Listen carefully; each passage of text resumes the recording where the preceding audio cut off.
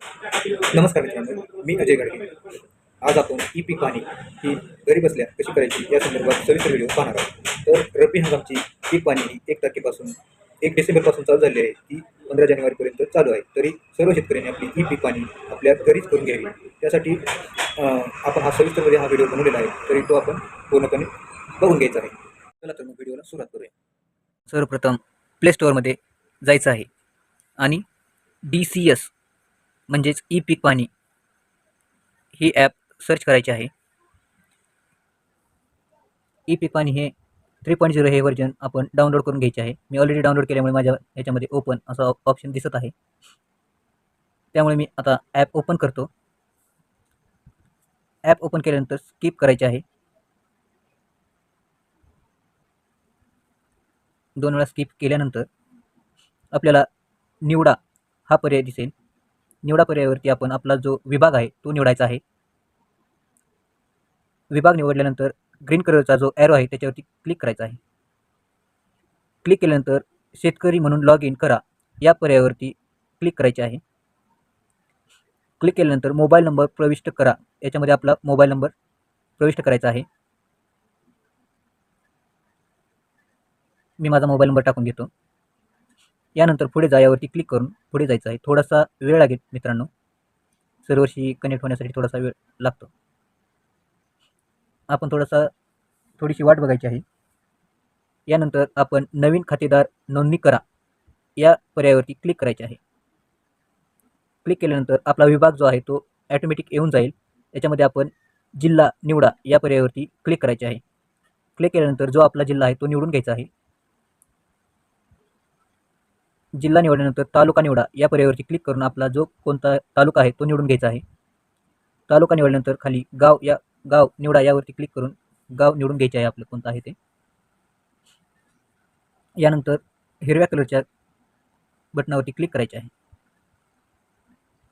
पहिलं नाव, मधले नाव, आडनाव, खाते क्रमांक, गट क्रमांक या पर्यायापैकी आपण आपले नाव पहिले नाव जरी निवडला पर्याय तरी त्याच्यामध्ये ते सर्च होत नाही. त्यामुळे आपण खाते क्रमांक जो आपला 712 यावरती असतो तो खाते क्रमांक आपण आपला टाकून घ्यायचा आहे आणि शोधा या बटनावरती क्लिक करायचं आहे. आपण गट क्रमांक जरी टाकला तरी तो घेत नाही, त्यामुळे आपण शक्यतो खाते क्रमांक हा टाकूनच सर्च किंवा शोधावं. नंतर निवडा खातेदार निवडा याच्यावरती क्लिक केल्यानंतर आपले नाव ॲटोमॅटिक येऊन जाईल. ते आपले नाव आपण सिलेक्ट करायचे आहे. सिलेक्ट केल्यानंतर आपण ग्रीन ॲरोवरती क्लिक करायचे आहे. क्लिक केल्यानंतर जो आपला खाते क्रमांक आहे तो तपासा. आपले नाव आणि खाते क्रमांक हा दिसेल.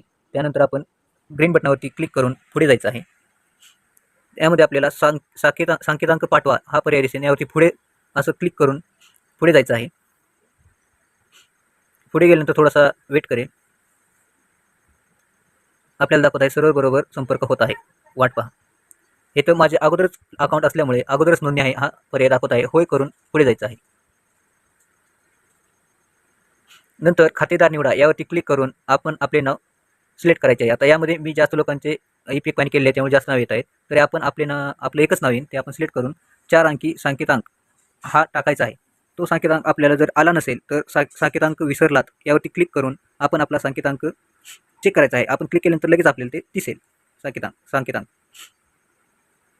तर मी माझा सांकेतांक आहे जो मी पण विसरलेलो आहे त्यामुळे मी चेक करतो आणि तो टाकतो. यानंतर सांकेतांक टाकून घेतो मी.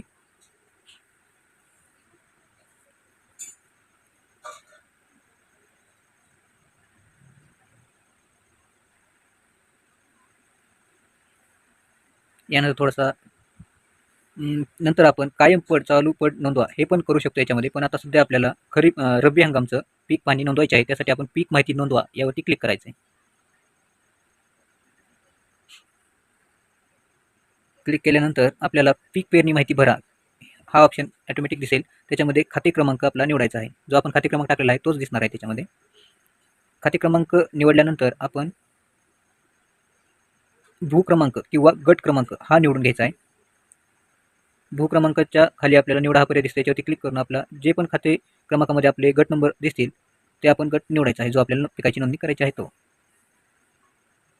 तो निवडल्यानंतर आपले जमिनीचे एकूण क्षेत्र किती आहे ते पूर्ण दाखवणार आहे.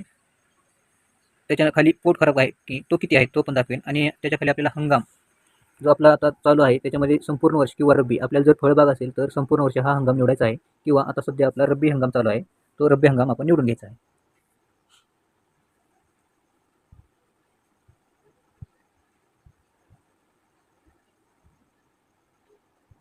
निवडल्यानंतर आपण पिकाचा वर्ग याच्यामध्ये आपण निर्बळ पीक हा पर्याय निवडायचा आहे.